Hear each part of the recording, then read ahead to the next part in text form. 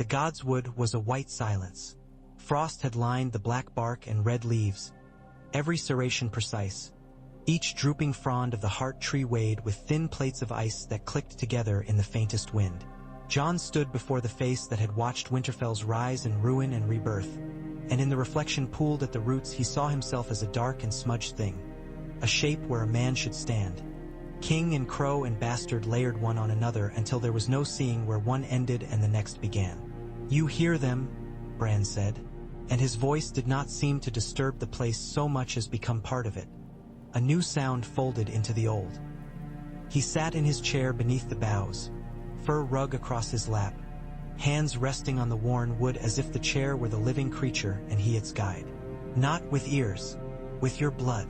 Jon's hand tightened around Longclaw's grip, his glove creaking. "I hear the wind," he said. "You hear what rides it." Bran's eyes shifted upward, not to Jon and not to the face carved into the heart tree, but past them. "They come south between the milk water and the frozen lakes in a crescent of silence. Ravens refuse that air. Sound turns inward there. The Night King leads them. He hunts warmth the way a crow knows carrion." Jon's breath plumed and dissolved. "How far?" "Beyond the Frostfangs," Bran said. "But distance is a poor word for them. A longer day will not make them slower. They don't tire. They will be where they intend."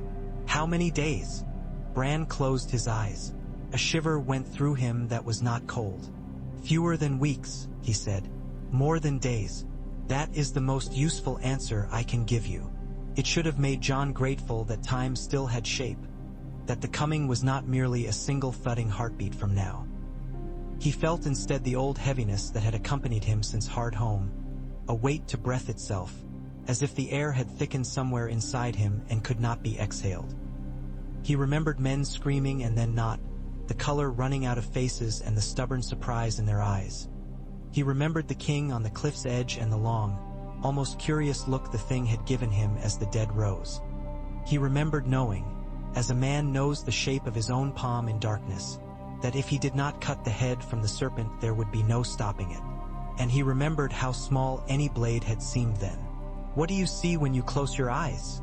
he asked. Bran's gaze returned, and though they were the same brown eyes Bran had always had, sometimes Jon felt their age, the little that remained of the boy peering out from a window in a tower that no longer existed. "Spirals," Bran said. "Footprints that don't sink. A weather that has hands. The same faces staring out of the frost. Not because the frost remembers but because the living do. And a knife." "A knife," Jon said. "A simple thing," Bran said. "Old, passed hand to hand. A choice made and remade each time it changes owners." He turned his head slightly. "She has it. You know which she." Jon bowed his head. The dagger looked like a sliver of moonlight in Arya's hand, an understatement that made other blades with their pomp and edge seem somehow foolish. He had held it once since her return and could not tell where its weight began. It seemed to live at the point where steel became breath. "All this was for this," she'd whispered to the leather. "All this was for this." "How many do I need?" Jon asked, and the words felt like laying a plank across a ravine and trusting the wood to hold. "You could ride out alone and cut him down," Bran said mildly. "You might even believe that. You wouldn't be wrong to try it if you had no other option. But he is clever. He is patient. He wears an old mind like armor. He's been learning men for a very long time." Jon stared at the face carved in bark. Tears of frozen sap had dripped from its deep-set eyes and filmed over, and beyond them the veiny red leaves rustled with a sound like paper being folded and refolded. "Then I need those who can unmake his armor," he said. "Valyrian-Steel," Bran agreed. "Dragonglass. Fire is clumsy. He adapts to it as any hunter will to anything it can sense at a distance. But close work unthreads him. There are still knots he cannot retie." Jon flexed his hand on Longclaw and felt Jeor Mormont's weight as surely as the sword's. An old man's hand on his shoulder, a raven pecking at his ear. The world narrowed to the next step, the next breath, the patience of black nights and cold hours. "We don't have enough blades," he said. "Not enough for a field," Bran said. "Enough for a door." Jon looked at him. A door. A place that forces him to enter how you wish, Bran said. You think like a commander of men. Think like a gate. Later, in the hall, the air was warmer and louder, but the feeling of ice on the back of Jon's neck remained. Sansa was at the head of the table, a ledger before her. She still kept accounts even when accounts seemed foolish, because that was how her mind made safety. Davos stood by the hearth with his hands to the fire, as if he were reminding them all not to be stingy with it. Tormund leaned against a pillar, almost smoldering with impatience. Arya sat where she pleased and watched with the calm of a cat that had eaten something troublesome and was waiting to see who would notice. We cannot field an army of Valyrian blades, Sansa said. We have Longclaw, Oathkeeper. Oathkeeper is sworn to me, Brienne said. She had led her horse into the courtyard at dawn and had left snow steaming off it while she climbed down. The sword on her back sat as if it had settled there of its own will. And by me to your sister, but I go where she goes, and the blade goes where she tells it to. Sansa's mouth thinned and then softened. You know you are not a thing I command, Ser Brienne, she said. Calls me Ser and then says I'm no thing, Brienne mutt. Aired, a ghost of a smile, and there was a ripple like thawed water through the men at the table. Heartsbane, Sam said from halfway down the table, and if his voice broke on the word it broke with pride. I took it from my father and I don't intend to give it back to him. He's dead, regardless. He flushed. It's a big sword. It's a lord's sword, Davos said. If it kills old ice same as it would kill men, the lordliness of it is as good a quality as any. And the dagger, Arya said. She held it loosely, not under the table but not at its top either, as if it were a thought and not a threat. I won't be leaving it behind. Tormund snorted. What do I get? A shard on a stick. Dragonglass on spears will serve, Jon said. We learned that much. The walkers are few. The whites are many. The whites we can break and burn.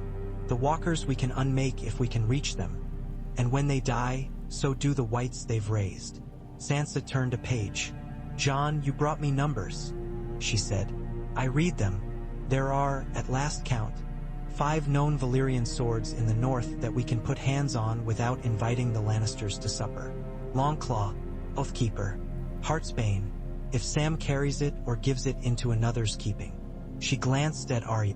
Jon looked at the faces around the table and thought of faces under the snow, blue light where brown eyes had been, mouths that moaned with no breath. He laid Longclaw down on the wood and traced a circle in his mind. We form a ring with fire, he said. We cut a path for him inside that ring that he will choose because pride makes men choose what reminds them of themselves. We set the steel where he must pass to reach the heart of it. And what sets his stride on that path? Sansa asked quietly. Me, Jon said, and the word did not stick in his throat. Fitted there. Or Bran, if he must. Bran gave the mildest shake of his head. He will smell me no matter where I sit, he said. Better that I am not where his foot falls. I am your weather. You will be his bait. You're not going alone, Arya said. It was not a question. No, Jon said. We'll make a line for him like a thread. He must follow it. And at the end, Davos said gently, you cut. They made the thing where tools and hands were, which was not in books or songs. Gendry came up the King's Road with Davos, traveling under the plainest of names, as if all he had ever been was the sound his hammer made on a forge. He did not have the look of a courtly armorer, no delicate filigree on his work, none of the precise beauties of golden hilts. He had big hands and a body that had learned the trick of using all its strength and then more, and he seemed to trust fire better than men. He liked Arya in the wordless way men like things they once thought they'd lost. He watched her out of the corner of his eye with something like hope and something like dread, and Arya watched him back as if evaluating a tool she remembered liking for a particular job. In the Godswood, Bran taught them the lines to draw. Not sigils that made fire obey a word or ghosts do chores, but shapes that remembered. The children of the forest had carved circles around their heart trees and pushed obsidian into the joints between roots as if the earth were a wound that needed its stitch. Those shapes had been left under snow and leaf for thousands of years. Bran showed them how to copy them with dragonglass dust ground so fine it blackened their fingers like coal. Jon watched the patterns come together and felt something low in his gut. An instinct older than speech, an animal sense that what they were making was both obscene and right. The things they built looked crude. Bundles of pine pitch and oil wrapped in tarred cloth to make a fire that would not go out in a wind. Rakes of iron and rawhide for dragging burning corpses into piles without spending a man's hands on it. Arrowheads of glass that would crack if you looked at them the wrong way, but which sank into dead flesh and stayed there like small, hateful thoughts, the kind that you could not dislodge once you felt them. A dozen simple spears with heads napped by free folk who'd done the same to hunt seals and worse at the frozen shore. Nets stitched with dragonglass beads lashed in their knots. It all looked like a heap you'd pull out from under a fissure. Escott. Jon was happier with it than with silvered helmets or bright cloaks. Bright things felt like lies. These felt honest. He named them when it came time to name them, not out of joy for naming but because men needed names to walk behind. The Valyrian-Steel Guard, he said in the yard, his breath smoking. We'll call it that because words are knives too. Let them travel faster than we can. He nodded to each in turn, Brienne, towering and sure as a tower could be. Sam, already sweating in the cold and already smiling the way a man smiles when a heavy thing sits just right in his hands. Arya with her dagger and a short spear of dragonglass light enough to dance with. Yora, who had arrived as if he had always been on the road back to this place. His eyes going soft when they fell on the bear's head on Longclaw's pommel as a memory that had been heavy suddenly became light. Tormund, impatient and delighted at once with the idea of something impossible done with simple tools. Beric Dondarrion, who had a way of looking at the world as if he had paid for the time it gave him and meant to spend it without change. Dolorous Ed, the last of the Night's Watch at the wall's edge, whose complaint was a sort of prayer. And me, Davos said, a hand light on Jon's shoulder. If you wind up in a fix, you'll want someone who knows what a fix looks like before you're up to your chin in it. I won't swing steel like these, but a rope and a brain are as good as blades when you need them to be different things. You're not standing in the first ring, Jon said. You'll live behind it and make certain we can get out. Davos shook his head and then nodded. Both. Well, he said, if a man insists. Sansa stood with a cloak of gray and white fur around her and said nothing until the last whitehead arrow had been counted, the last net weighed, the last nod and oath given. Then she stepped into Jon's space, so close the scent of cold wool was a thing to drink. If you fail, she said softly, so only he would hear, I'll do what's left. I'll make peace with it. But I would rather be angry at you for leaving me than watch this place turn into a cemetery with a kitchen in it. He drew her against him for a heartbeat. I know, he said. That's why I'll not fail. You always did love hard vows, she said. And when he pulled away, there were tears standing unshed in her eyes that made the sky behind them look brighter. They rode to Eastwatch because that was the shortest route to the Long Way, and because the last stair into the north was still being kept by men who had made vows in a world that did not forgive them for keeping their word. The wall was a band of cloud that never moved, a cliff of tempered air as much as ice, and even broken it made the rest of the world seem flimsy. Ed met them with his sour mouth and his tired eyes and his quiet relief. You brought help, Ed said, which is annoying. We had a perfectly good excuse for doing nothing useful except standing on a big pile of cold. Now you'll ask us to do things. We'll not ask you to do anything you don't know already how to do, Jon said. Ed made a face. We know how to die. We know how to complain about being asked to die. When we aren't dying or complaining, we're sleeping badly and getting into the wrong boots because the man who wore the right boots before we took his place had smaller feet. Then complain while moving, Davos said. It warms the blood. It became many days of small work and small dangers. Gendry set up a makeshift forge beside a wall of blue ice that had lived through kings and comets both, and the hiss of water on hot iron spiked the air with steam that smelled like a bakery thrown into a ruin. Men napped glass with cuts on their fingertips that bled in narrow, dignified lines. Free folk fit leather to spear shafts in a way that made the leather and the wood look like they had been born braced against one another. Brienne drilled them in a circle, the Valyrian bearers taking positions like teeth on a gear. No clumsiness, no pride in killing, only the rhythm of strike and step and strike again. Jon learned the net as if he were a fisherman's son and not a lord's. Arya watched the spaces between them more than the men themselves and smiled when the spaces looked like a thing you could walk through without being seen. Beric prayed without moving his lips, or perhaps he simply breathed harder sometimes and men decided that this was prayer.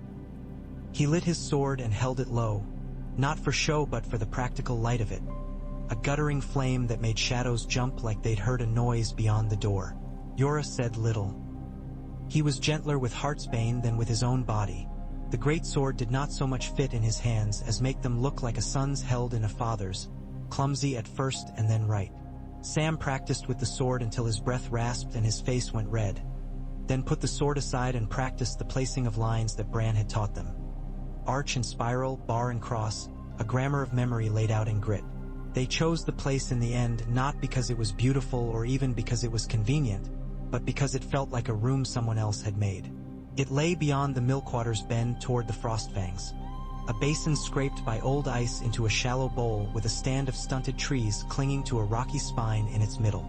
The basin's northern lip broke high and wind-battered. The southern side softened down toward a frozen creek that would be nothing in summer and was now a dull band under snow, a place where the ground rang if you stamped on it. The wind dragged white scuds across the open stretch even on still days, as if the air were busy hurrying things along. "There's a weirwood below the ridge," Bran said.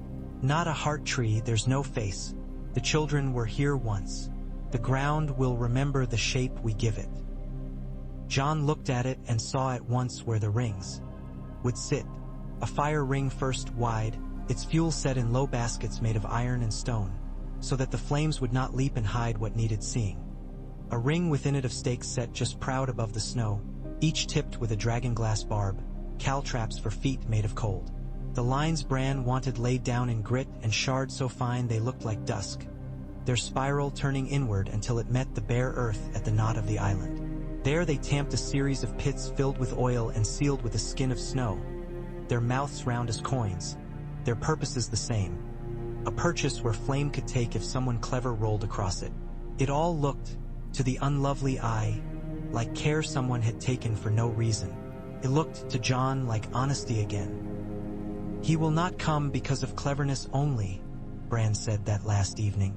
The snow fell lightly, slow enough that each flake could decide a place to sit and keep it. "He will come because he wants to know what you think you're doing. That's older than pride.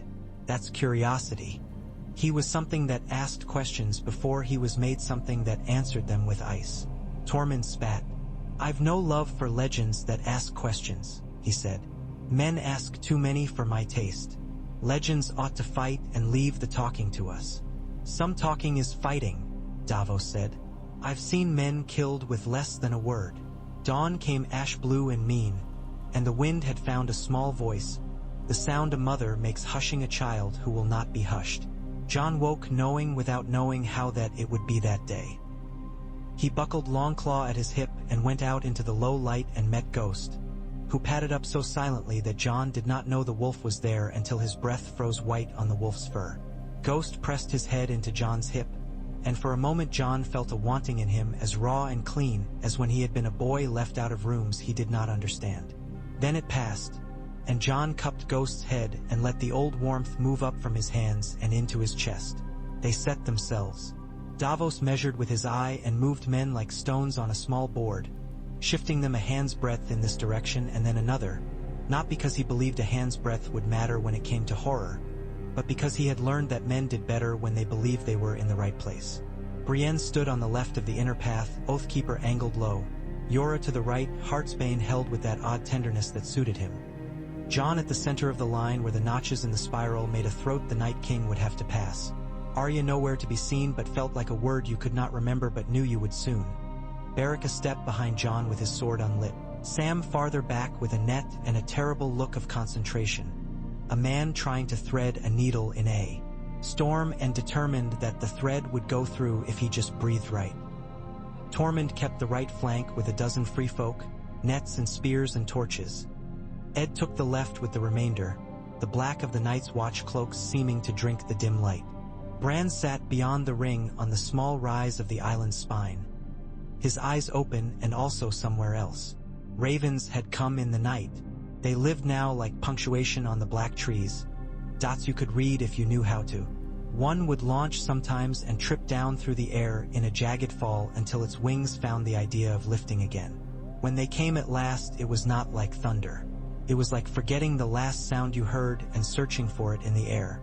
The far line of the basin whitened, not because of the snow but because everything behind the first rank of whites was a pale smear. Jon felt his mouth go dry in that way fear makes useful. Men say their throats close. In battle they open because breath wants to be loud. Jon kept his breath low because he knew he'd need it later. The first whites did not see the thing any more than a river sees its bed. They looked like fishermen and children and kings, all of them reduced to the same clumsy gait. The dead do not run unless someone tells them to. They stumbled forward, caught on the low stakes, broke their legs and then used their arms to haul. Tormund and Ed sent fire low. The pitch baskets took. The smell came, the smell Jon remembered, the smell that was not rot but cold meat hardening on a winter table, multiplied past reason. He forced his hands not to tremble. Jon watched for the white within the white. Brienne hissed between her teeth. Yora's shoulders eased as if some decision he had made earlier now made sense. Beric's sword hissed up a fractal of flame, not flashy, just enough to make the eyes see the world again. The White Walkers came without sound. They always did. They were not men who tried to creep. They were a cold that made no noise. When they traversed the lip of the basin, the air shivered, and the wind slowed as if considering something. Jon counted them without giving the count breath for fear it would become a spell. 1, 2, 3, 4, 8. Not 10. Not a host. 8 lieutenants. The space between them hung like glass. And then the Night King came into the bowl of the world. Every time Jon had seen him, he had been at a distance that made certainty into a suggestion. Now he came down the lip of the basin with a slowness that changed the scale of things. He was not tall or short. He was not broad or slender. He wore the same as always, black that was not cloth and ice that was not armor. A crown that the ice had made of its own idea of a crown. His eyes were the same blue, the cold blue of far places men imagine when they want to die slowly. He did not look at Jon first. He looked past him at the spiral. "I told you so," Bran said softly from 2 worlds away. The Night King stepped within the outer fire, and the fire bowed inward, gasping. The oil pits lit where they should not, the flaw. MES running low and then coiling low again. He came to the edge of the spiral's first bar and paused, as if reading. Jon felt his chest rise and fall. He put his mind into his hands the way Corran Halfhand had taught him. The sword is not a tool. It is the place where your want lives. Make your want clean. The first White Walker darted. A flicker of cold made limb. Brienne turned and set Oathkeeper so the walker's blade came down and glanced. Blue frost crackled across the Valyrian-Steel and then fractured like an old glaze. Brienne did not marvel. She stepped in, hilt to the walker's cheek, and cut with the short half of her strength as if the walker were a man and alive. The head came free in silence. The skin did not bleed. It powdered away, and the armor collapsed in on itself. Around the basin 3 dozen whites fell, as if they had remembered they had been tired. Yora took the next one with the sort of patience a man uses when he knows he has no more patience left. Heartsbane chopped. The walker cut down and was too slow. Yora stepped past the edge of the blade with a squat fighter's economy and put his weight through his hands. The walker split in 2 and then turned to shards that skittered across the snow, tinkling. The Night King did not quicken his pace or slow it.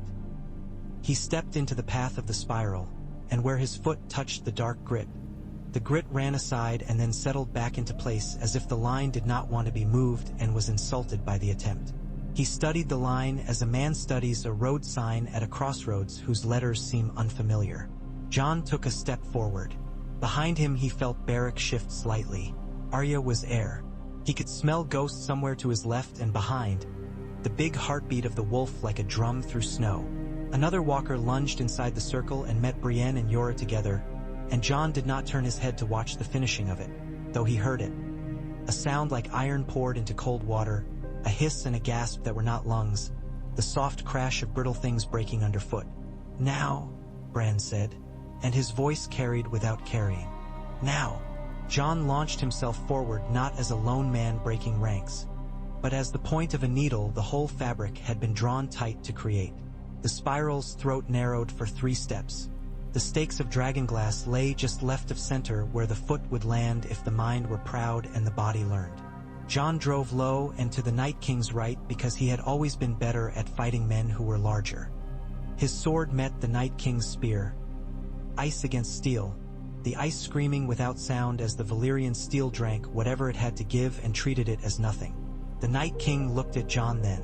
The look was flat curiosity, as if Jon were a bird that had flown into a room and would now exhaust itself against the windows. Jon gritted his teeth and set his hips and pressed. The spear slid down Longclaw's edge, and in that sliding Jon found the space to move. He stepped, pivoted, the old dance he had learned in yards where the air had reeked of onions and sweat, not of cold. He earned himself a cut at the Night King's ribs, if there were ribs, and instead of cutting he drew back. The Night King followed in because he had learned men. He knew the answer to retreat. He set his weight forward.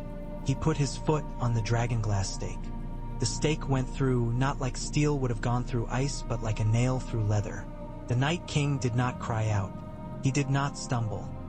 He looked down at his foot as if it had misbehaved. He shifted his weight to draw free and met the second stake with his heel. Bran's voice, far and near. "Now!" Beric's sword bloomed to life. He swung low and smashed the oilskin of the pit with the flat of his blade, and the fire took the air into its mouth. The circle lit a ring at the Night King's back. The walkers around the ring faltered, not in fear but in calculation. They stepped forward to support their lord. Jorah and Brienne met them with a clatter like ice fracturing on a winter pond. Tormund and Ed threw the nets and pulled, dragged whites back into fire with the economy of men who had hauled nets for fish and knew the weight of a load that had gone bad. Jon pressed the Night King. 2 cuts, a step, a shield that was no shield, pivot, breath. He saw his own breath in front of his face like a ghost trying to talk him out of something wise. He saw the Night King's mouth shape a line that was not a smile. He saw the world narrow to the place where his sword and the spear argued. He did not see Arya move. He did not so much as feel her pass. There was no sound to her leap. She came from the left where the spiral doubled back and the line made a little eye. A trick Bran had taught her with a drawn finger in the dirt. The dagger was in her hand in the reverse grip she preferred, not because it was clever but because it let her arm be what it was. She did not aim for the Night King's throat or his heart or any beautiful place a story would put a knife. She aimed for the small space under the right shoulder when a man turns to check something beneath his foot. There is a moment there when the arm rises a fraction and the ribs spread a fraction, and in that moment there is a door if the knife is small and the hand is very quick. She went for that door. The spear came up too fast for any man to move it. The Night King had been a man once and also other things that had learned not to be slow. The butt of the spear caught Arya's wrist, and the dagger flew. It flew not far, because Arya had never in her life let go of anything her hand intended to use. It flipped. She caught it in the other hand as she fell, and the blade scissored down, driven by the weight of her body and the fact that gravity loves the quick. It passed under the raised arm and slid between the frozen plates where plates should not be. The sound it made was a quiet thing, a small exhale, like a candle recognizing that it has been asked to leave a room. The Night King looked at Arya and then at Jon. If there was a question left in him, it was not important enough to make a sound of. He took a step back without his leg's permission, the dragonglass in his foot having made decisions for it. He raised his hand in a gesture that had killed cities of men. The gesture did not land. It hung in the air like a memory that will not make itself complete. He broke, not like glass at all, not like ice. He broke like a story someone stops telling in the middle because they have remembered something else that matters more. He became a drift of dead frost under a wind that did not take the trouble to claim him. The 8 White Walkers shuddered once in the same small way and were gone. Their absence a thump the air took to heart. The whites fell like a tide going out all at once, and the basin became a place again instead of an idea of cold. The wind found its old voice, and the ravens in the trees launched with a clatter, uncertain whether they had been waiting for this or simply had known something would break when it did. Jon stood with Longclaw raised and then lowered it. He drew in a breath that tasted of old smoke and iron and cold water. He looked at Arya, who was on her knees, the dagger in her hand tipped with a frost that flaked and was gone. "You always were better with needles," he said, and the words came raw with love. Arya blinked at him like a cat who has been asked to explain how it had caught a bird. "It was a door," she said. "I went through." Beric sank down on one knee and set the tip of his sword in the snow and bowed his head. He was not praying. He was counting scars, likely. He lifted the sword and blew it out like a candle. "That was what it was for," he said softly, almost cross with the air. "That was what we were for. Thank the Lord for being done with it." Yora stood with Heartsbane point down and looked at Jon not with triumph but with relief so enormous it was almost shameful. He had not dared to hope for relief for a very long time. Brienne took in the basin with a quick soldier's sweep, the way you look at a room after someone has thrown a chair and then left. She saw what needed doing.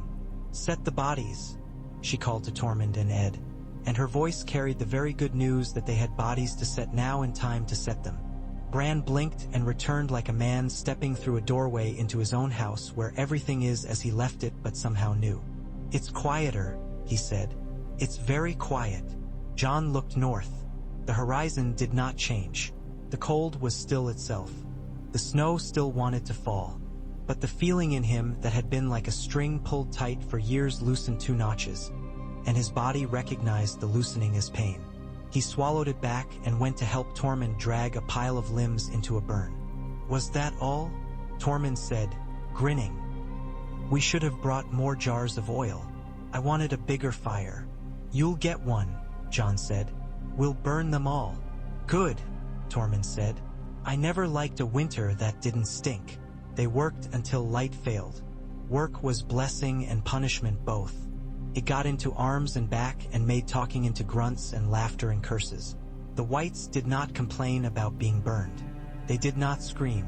They went to ash as if they had apologized before falling in. Yora lifted too much and then lifted again. Brienne carried the way a wall carries weight, without thinking about being strong. Arya did not look at what she carried. Davos moved without drawing attention to himself and made small problems not happen. Sam fumbled once and dropped something that had once been a foot and looked as if he would be sick. He was not. Ed counted in his head as if he did not trust the sum to be the same if he wrote it down later. When they finally stopped, snow began to fall with purpose, as if the weather had been waiting for a cue. They crawled under canvas and furs within the little lee the island's spine made, and the fire that Beric coaxed into competence was not much of a fire but felt like the best story Jon had heard in a long time. They slept in that way men sleep after trouble, that is, in fits and starts with dreams that are more tired than waking. Jon woke with his tongue thick in his mouth and the taste of ash like something he had chewed, and for a second he did not remember. Then he remembered, and for a smaller second he did not believe what he remembered, and then he did. He crawled out into the gray morning and met the kind of silence that is not empty but full. The place felt like a house after a long quarrel had ended. Bran sat looking at nothing in particular. Jon eased down beside him. They watched the fire's smoke push a line into the air. Somewhere past the next rise, the milk water cracked and refroze, making little noises that sounded like old men complaining in a language you almost knew. "Will they all be gone?" Jon asked. Bran shook his head slightly. "What he made unmade what they made," he said. "But not hunger. Hunger remains. Wolves will still pull a sheep down. Men will still be cowards before dawn and brave after breakfast. The cold will still kill anyone who chooses to think himself hard enough to be its friend." "That's not what I asked," Jon said, but he smiled. "You asked if you cut the head off," Bran said. "You did." Jon sat with the knowledge like a coin in his palm. It had mass and a stamp on it. Felt real. It felt like something men would try to trade with when they had no other choices. They returned to Eastwatch and then to Winterfell, not in triumph but with the stubborn pace of men who are not interested in tripping. Word flew before them not because ravens carried it quickly, though they did, but because men love to tell the shape of a thing they have been afraid of and now don't have tea. Obi, the story grew like frost grows, leaping from one place to another. The words changed in the telling. At Castle Black, they said Jon had walked through fire to kill the Night King with a butcher's knife and pulled his heart out complaining about the cold.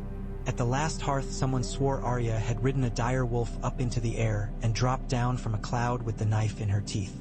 The free folk made a song about Brienne beheading 3 walkers with one stroke while eating a sausage, which Brienne did not think much of and Tormund thought entirely too much of. In Winterfell's hall, Sansa looked the same way she had looked in the yard before they left, as if she kept herself in a round place to keep any edge from cutting her. Then she leaned against the table with her head down for a long moment while men congratulated themselves and each other in the noisy way men do. When she raised her head, her eyes were bright and steady. "How many did we lose?" she asked. "Fewer than we would have," Jon said. "Fewer than we feared. More than we wanted." She nodded. "So, as it always is." Arya drifted along a shadow's edge until she was at Sansa's shoulder and then leaned her hip against the wood. "You should have seen Jon," she said. "You'd have laughed." Sansa's mouth curved. "I doubt that," she said. "But tell me anyway." They told the tale from each of their angles, not to boast but because it made the air easier to breathe when you could break it into parts and know how they had fit. When it came to Arya's part, Arya told it as if she were telling someone else's story and that someone was a fool with a lucky knife. "He stepped where a proud man steps," she said. "And I stepped where pride doesn't watch." Brienne stood back and listened. Jorah was quiet, as was his way. He looked at Longclaw when he thought no one watched and then looked away from it quickly, embarrassed as if he'd been caught eyeing a woman who had never been his to want. Sam stood near the hearth as if the fire were the right size to fit the satisfaction that moved around under his ribs like a warm animal. Davos drank and did not get drunk because he had learned how not to. He held the cup and watched the room and counted exits and decided he would sleep. They buried their dead in the god's wood under the carved face, and Jon spoke because someone had to. He did not say anything fine, as he had no fine words and could not have stood behind them if he did. He said what was true, that they had stood where a door needed holding, that they had bought time, that sometimes buying time is the same as buying a life, that sometimes buying time is all men can do for each other in the end. The days after were confusion in the ordinary way, something like peace trying on the wrong shoes and walking around until it found the right pair.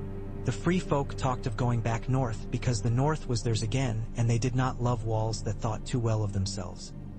The Night's Watch wondered what they were for and did the sensible thing of deciding to keep doing what they had done before because purpose is a stubborn habit. The letters from the south began the process of becoming a problem. A rider in Lannister colors appeared at the gate with cheeks chapped from wind and a look of someone who hated his errand. Behind him, 2 carts rolled, and on those carts lay chests, and in those chests lay swords wrapped in cloth. Widow's Wail sat short and sullen among them, the rubies in its hilt like small drops of blood forever pearl hard. Jaime Lannister came with it, thinner than Songs thought he would be, his hair cut short as a penance, his jaw set as if he'd decided that if he must walk into a room full of people who would dislike him, he might as well do it walking straight. He stood in the yard and looked around as if to find the ghost of his own shame and bow to it. "I brought you this," he said to Jon, lifting Widow's Wail with his left hand. "It belonged to a boy who shouldn't have had anyone give him anything he didn't pay for. I took it in exchange for things I should never have asked for. It belongs here now, if anywhere in the world can be said to own such a thing. And if you'll have me, I'll stand in a corner and make myself useful." Brienne was stone for a heartbeat and then human. "Welcome to the North, sire," she said, the title as neutral as water. Sansa accepted the sword with the care one gives a tool that might be needed and might also be an argument. Jon put it with the others and felt the weight of the name they had been given, the Valyrian-Steel Guard, not as a boast now, but as a duty with sharp corners. The blades no longer felt like rare trophies. They felt like keys. "So what are we now?" Davos asked him under the mouth of a low arch in the yard just before dawn. when the light is like a guess and the breath smokes and nothing has yet decided whether to be warm or cold? Are we a story someone tells for cider in a tavern? Are we a warning hung along a road? We are men who stand where doors are, John said, and smiled a small, tired smile at his own answer. We are made to be stationed. We don't fix everything. We know one thing that needed doing and did it, and now we'll watch for the next thing. We don't wrap swords in songs. We sharpen them. Good, Davos said. I've no ear for tunes except the ones that tell you where a shoal is. They made the guard into what it had been named. Not a sisterhood of banners or a show of flourished blades, but a company that stood where thresholds were, at the fords of the White Knife in Thaw, in the villages where the last of the whites had fallen and the living did not yet believe it enough to sleep through the night, on the Eastwatch Road when winter wolves came down gaunt and brave and had to be taught where the living's edge ran. Some nights it was John and Longclaw and a single lantern and a listening ear. Some nights it was Brienne in a doorway If Oathkeeper held not like a threat but like proof. Arya floated through those nights like an idea, sometimes gone for days and then back with a piece of news no one else could have put their hand on, or with blood on the dagger that wasn't blue or hers. Yora went north with Tormund for a season and returned thinner and easy-smiling and said quietly, over bread and broth, "The world is bigger when it is empty of that particular fear." Bran sat under the heart tree and saw far and said less and less about it. John would go to him when the yard had become too loud or too quiet and sit with him and play at the game of guessing where the ravens had been before they had landed. Sometimes John would say, "Do you see them?" And Bran would say, "I see you," and that would be enough. It was not all right. It was simply better. That is what men get when they win, as far as men win anything. They get the right to deal again. They get the privilege of sitting by a fire and worrying about whether the bread will stretch. They get the weight back in their hands they had forgotten was a gift. John found, to his surprise and relief, that he liked the weight, kept him from floating off. In the quietest hour before dawn, in the month they had taken to getting used to the shape of the news that the North would not be buried this year or the next, Arya came and sat at the edge of Jon's pallet like a child, though she was neither child nor ghost of one. She turned the dagger in her fingers and watched the light catch on it. "You could have killed him," she said without preamble. "If I hadn't, you could have. You were going to. It wouldn't have been fast. You'd have had to feed him one slice at a time until he stopped being a thing that could stand. But you could have." John looked at her hand. It was small and nicked. The scars almost made a map. "I thought I would die and then do it," he said. "That would have made a kind of sense." "That's not sense," she said. "That's you." He laughed, not loudly, because the room was full of men whose sleep was a kind of law. "Maybe those are the same thing." She tilted the dagger so the light slid from edge to hilt and then to the floor. "Bran says there are 3 kinds of doors," she said. "Ones you open because you know what's on the other side and want it. Ones you open because you don't know and want to. And ones you open because you have to, and you don't care anymore whether you want it or what it is. That one was the last kind. I don't like those." "I don't either," John said. "But I am grateful for them." She nodded. She leaned down and pressed her brow to his, a childish gesture made deliberate, and then she was gone, moving the way smoke moves. The first spring after the breaking was hesitant and late. Men said this is how springs are after war, and they were right and wrong. It was how the weather was after the world had decided to keep being a world. The ice in the pools in the gods would thinned and then thickened again and then came apart in plates. The heart tree bled sap that would not freeze, and the smell of it was sweet and raw together. They made the rite of the guard under its boughs on a morning when ravens were loud and something that had been knotted without anyone noticing took a breath and loosened. It was not a knighting. It was not a taking of the black. It had no cloak.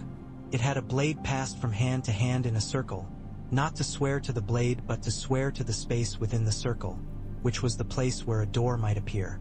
John spoke no words he had learned in another hall. He said what came to him then as if someone else had whispered it into his mouth and he were only keeping it in the air long enough to land. "We stand where doors are," he said. "We are not heralds. We do not call attention to ourselves. We do not wave men on. We do not forbid them.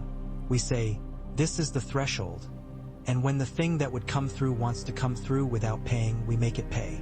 If we are the last, we are the last. If we are the first, we make a way. He did not say who had taught him the words. He did not know. He looked at Brienne and Yora and Arya and Davos and Sam and the half-dozen others who had taken the thing they had made into their hands and found it fit.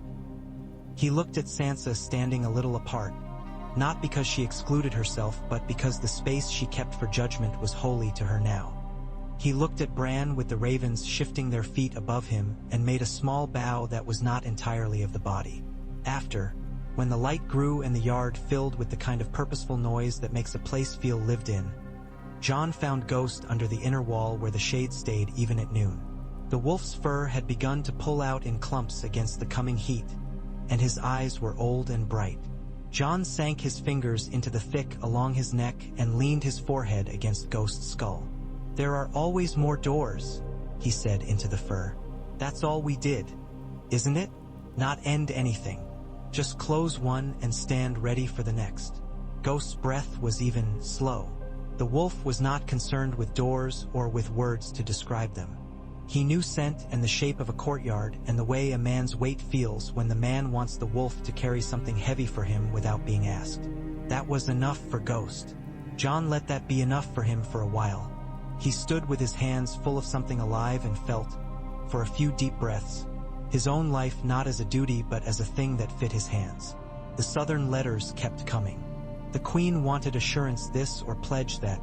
The lords wanted favors disguised as obligations and obligations disguised as favors. Jon read them with Sansa and answered them as if they had to do with doors too. Some he left unanswered. Some he sent answers for that said nothing except, "We are here." He did not go south. It was not stubbornness. It was a sense that the work ahead for him had not found the words to name itself yet, and until it did, he would not lend it his body. His body stayed where winter's memory was long. One evening as the sun slid flat along the snowy roofs like a blade laid down after hard use, Jaime Lannister stood at the low wall that looked north and spoke to the stones. "I thought we'd be fighting ghosts," he said to the limestone. "We were. They just weren't the ones I thought." Jon had come up behind him without meaning to be quiet. He answered because something in the man's spine spoke to him of an edge he understood. "The worst ghosts are the decisions you don't believe are yours," he said. Jaime turned and laughed, a short bark. "The worst ghosts are the ones other men say were yours," he said. "But you may be right. I've no taste for being right anymore. It makes a man too lonely." "You're not alone here," Jon said. "Not because we love you, because we need what you are good at." "What is that?" Jaime asked. "Besides bleeding in the right places?" "Standing," Jon said. "Knowing what it means to wait for something that will not negotiate. There are fewer men who know how to do that than there are men who can do pretty things with a sword." Jaime smiled in a way that a younger man might have mistaken for pride. Jon knew better. It was the face a man makes when he has found a small task he can do and intends to carry it through to glory because that is all the glory there is left. "I can stand," Jaime said. "And you can teach others to," Jon said. "That's the whole of it." The stories from the road thinned. Men stopped talking about blue-eyed corpses at river crossings. They returned to talking about soldiers who had drunk too much and stolen a chicken and then decided they needed another chicken to go with the first. It was good. It was miserable. It was living. It made the yard smell of hay and shit and wet leather. It made Jon sleep and wake and eat and read and train and do it all again in a way that felt a little like being a man and less like being a myth someone had dressed in his face. In the second spring, when the ponds thinned and stayed thin, and the green that had hid in the dirt took a breath and risked a look around, a band of children appeared outside Winterfell's gate with a handcart piled with what looked like garbage. Their leader was a girl of 9 with a narrow jaw and a proud set to her shoulders that made Jon think of Lyanna Mormont and made him feel tender and then careful. They demanded to see the king, and then, when Sansa came out instead of Jon, demanded to see the queen, and then, when Sansa told them she was not one but would do, demanded bread and the chance to join the guard. "You've brought us refuse," Sansa said gravely to the cart. "We have a good deal of it already." "It's not refuse," the girl said indignantly. "It's glass. Blades." The priest by the river had a drawer of them he said were for windows and not worth the cut lips, and I told him the cut lips were the best part. Sansa stroked her glove over the pile. Dragonglass glittered up at her in dull blacks and greasy shines. Rough arrowheads and shards and a dozen carefully wrapped pieces that looked like a boy had taken time with a hammer in a field until he'd liked what he had. Sansa's mouth softened. "Who did the napping?" she asked. The girl lifted her chin. "He did," she said, jerking her thumb at a boy who tried very hard not to look pleased. Sansa gestured, and Davos took a piece from the top and ran his thumb along the edge and then sucked the bright line of blood it drew with a grin. "Sharp," he said. "Plenty good enough for cutting skirts and throats." The girl nodded as if this were only proper. "We brought it," she said. "We heard the stories about doors." "The stories are lies," Sansa said gently, "but the doors are real." She met Jon's eyes over their heads. "We'll give them bread," she said. "We'll give them a bed for a night. We'll give the boy a hammer and the girl a broom. And a lesson," Jon said, "about not putting unkind ends into kind men's mouths." Sansa smiled despite herself. That too. The Valyrian-Steel Guard became, in the quiet years, less about blades and more about thresholds. They posted a man at the spring outside Barrowton in the thaw because the water rose faster than men would remember, and a child would drown each year if someone did not say, "Do not put your foot there yet." They stood in the doorways of houses and sent men back to their wives when tempers were high and the ale was thin. They brought a cow out of a ditch in a blizzard and were thanked like kings. They watched the Eastwatch Road and the Shadow Tower ruins and the lines in the sky the geese made in their bad ideas of migration. They learned the names of wind in the tongues of the free folk. They kept the swords oiled, because you must oil swords whether you use them or not. Oiling swords is how you remind yourself not to use them unless you must. On the eve of the third winter after the breaking, Jon sat with Bran again beneath the heart tree. The snow came softly, like ash from a far-off fire that had burned a couple of years ago and now finally remembered where it wanted to land. "Do you see anything?" Jon asked. Bran's eyes were very clear. "I see a boy in a yard teaching another boy how to hold a wooden sword," he said. "He does not know yet that he is teaching him not how to fight but how to give up the fight before it is a fight. I see a girl in a doorway about to step inside and choose not to. I see a gate on the Eastwatch Road and a man who will arrive at it when the stars make a shape they haven't bothered to in many years. He will want to go through and not pay. We will ask him to pay." "Will he?" Jon asked. Bran thought, "I don't know. The stars aren't prices. They are just lamps poorly hung." Jon laughed softly. "That's enough," he said. "We'll do what we do. Stand where the door is." Bran blinked and then did something very like a smile. "That's what you are," he said. "You think you are a sword. You are a threshold. That's why you can carry so much without feeling it. People walk. You stand." "Sometimes I go," Jon said. "Yes," Bran said. "When there is a door that won't come to you." Jon looked up at the red leaves and the face cut into the tree, and the years seemed to step back and forward at once, as if he were standing on a place where many paths met and all of them knew the exact spot better than he did. He thought of Jeor Mormont's hand on his shoulder. He thought of Ygritte. He thought of a knife sliding under a raised arm because someone had known the shape of men.